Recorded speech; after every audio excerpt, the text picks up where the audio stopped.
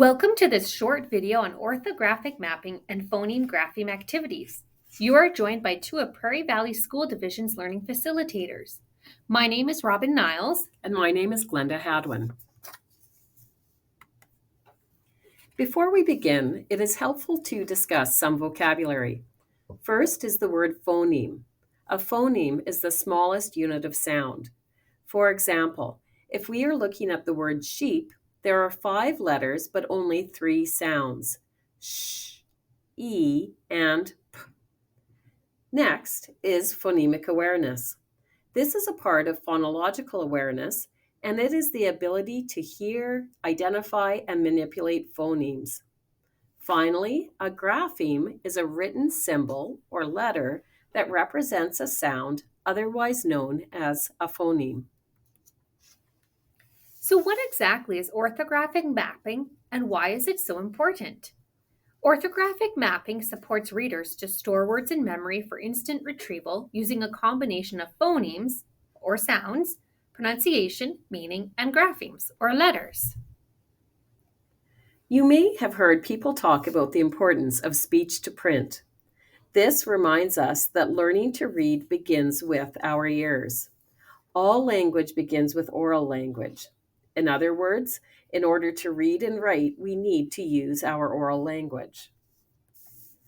Orthographic mapping occurs in different parts of the brain.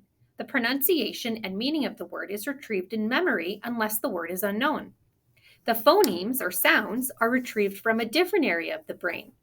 The phonemes then need to be connected to the graphemes, or letters they represent. Throughout this process, the spelling of the word becomes bonded to the pronunciation of the word.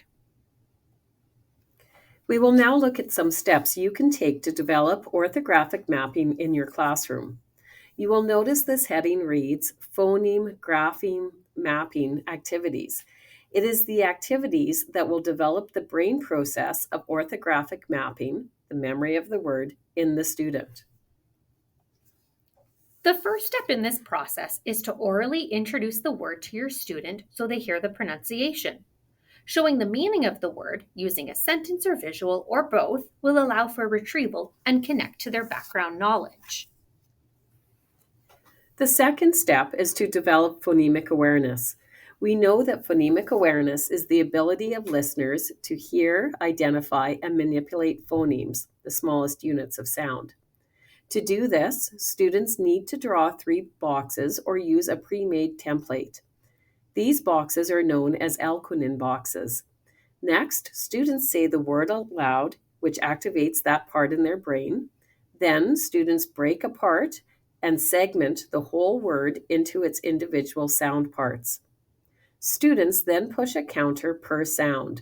So they would push a counter for d, then I, and finally sh for the word dish.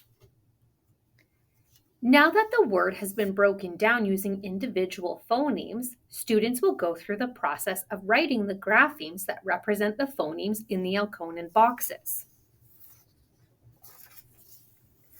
Once students have discovered the phonemes, otherwise known as sounds, and written the graphemes, they should write the whole word independently without the boxes, and then repeat the word 3 times out loud while pointing to each grapheme.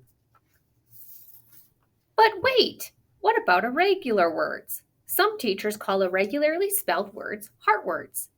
Explicit instruction of irregular words, or heart words, is an important part of orthographic mapping. If you would like to learn more, check out this fantastic website. The link can be found in the information section underneath this video. This concludes our video. Thank you for joining us. Please let us know if you have any questions. Our email addresses are also in the information section underneath this video.